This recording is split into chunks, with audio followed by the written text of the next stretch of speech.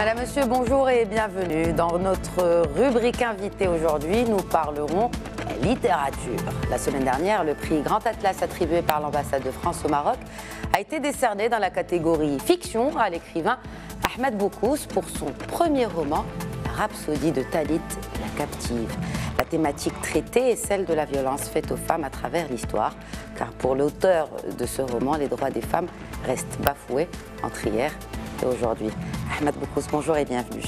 Écoutez, je vous remercie beaucoup de cette invitation. Et je vous félicite pour ce prix, pour votre tout premier roman. Absolument. Alors, Tanit la captive, il s'agit donc d'une héroïne qui essaie de s'émanciper de l'acharnement, du conservatisme, d'un mouvement politico-religieux dans le judaïsme, n'est-ce pas, du 1er siècle. Est-ce une fiction ou un message subliminal quant à la réalité de la femme dans notre région aujourd'hui ? Tout d'abord, il s'agit d'une fiction fortement ancrée dans la réalité du Maroc d'aujourd'hui. La référence historique, je dirais, a finalement très peu d'importance dans l'écriture de ce roman. Et religieuse non plus, du coup. Forcément, puisque le conservatisme de nos jours est ancré dans certaines valeurs qui relèvent du conservatisme. Qu'est-ce qui a nourri l'idée de cette fiction qui s'intéresse justement à la femme? Qu'est-ce qui a nourri cela chez vous? D'abord, l'observation d'un certain nombre de faits, à savoir, comme vous l'avez dit fort justement tout à l'heure, la violence que subit la femme, la jeune fille, la jeune femme notamment, une atteinte à ses libertés en tant qu'individu, en tant que citoyenne, et aussi, d'une certaine manière, une atteinte grave je dirais, aux libertés collectives également. Et vous vous définissez plutôt comme un sociologue ou un romancier, Ahmed Boukous? Oui, c'est une question tout à fait pertinente. Au départ, moi, je suis chercheur dans le domaine des sciences sociales.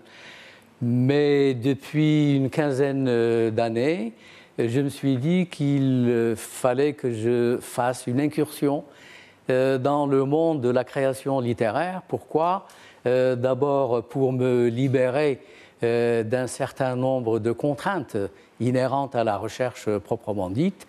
Et je voulais avoir les coudées franches et aussi taquiner la littérature. Alors, en taquinant la littérature, comme vous le dites, je reprends votre expression, vous avez quand même décroché un prix, donc ce prix Grand Atlas. Qu'est-ce que cela vous fait? Beaucoup de plaisir, bien évidemment, parce que je serais hypocrite si je disais le contraire. Et aussi une certaine satisfaction de voir couronner cet ouvrage qui m'a demandé quand même un certain nombre d'années de travail.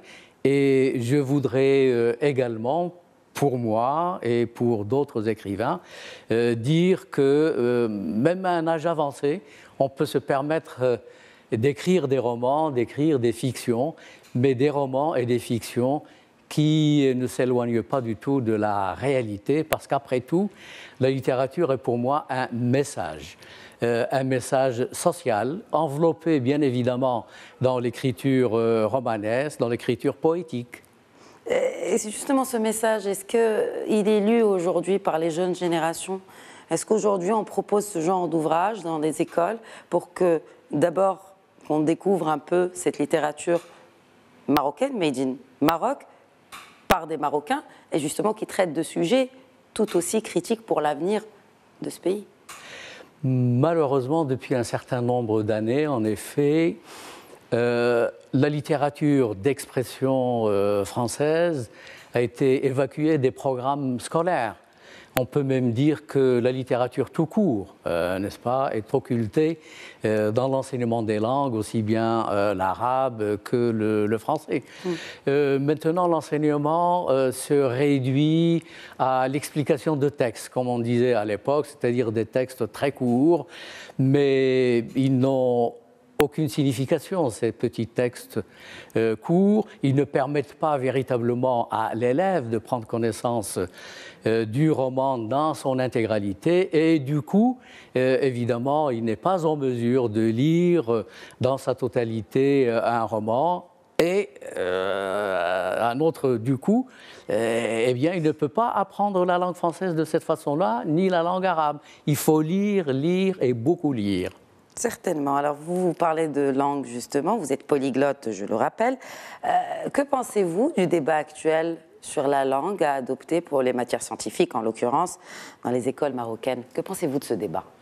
Écoutez, moi je suis tout à fait d'accord avec ce qui a été décliné dans la vision stratégique du Conseil supérieur de l'éducation, de la formation et de la recherche scientifique, c'est-à-dire laisser l'opportunité à l'élève de choisir la langue d'enseignement des matières scientifiques, de sorte que s'il choisit l'arabe, eh bien, grand bien lui fasse, mais il va avoir des difficultés au niveau du supérieur.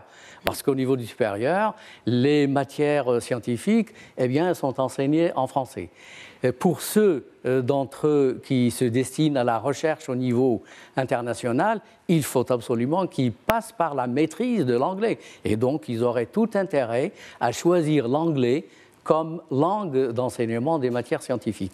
Je pense qu'il faut se réjouir de cette opportunité qui est offerte à nos élèves, à nos enfants, parce qu'ils ont la possibilité de choisir. On n'a pas à leur imposer une langue d'enseignement. On les laisse choisir. Et pourquoi avez-vous choisi, puisque vous parlez de choix, d'écrire votre roman en français? Écoutez, je devrais peut-être rappeler qu'au départ, moi j'étais enseignant de français. Au niveau du lycée, j'ai été enseignant aussi au département de langue et littérature française. Donc, je ne trahis ni ma langue maternelle, qui est la Mazir, ni la langue arabe, puisque moi j'ai été formé à l'école publique et je suis tout à fait en mesure d'écrire et de converser en arabe.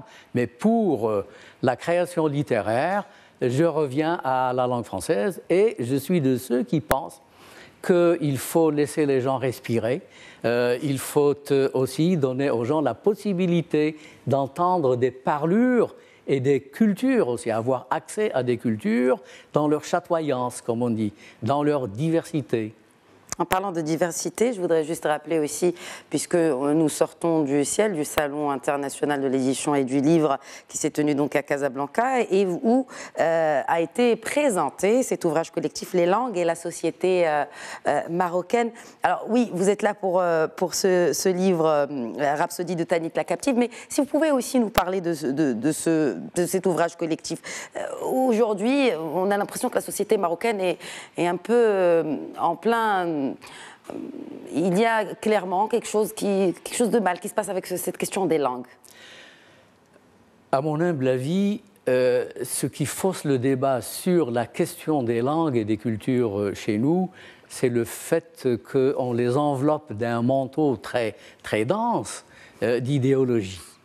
Or, ce n'est pas parce qu'on parle une langue ou des langues qu'on peut se permettre d'en parler de manière académique, de manière scientifique, et c'est encore plus douloureux quand il s'agit d'éducation.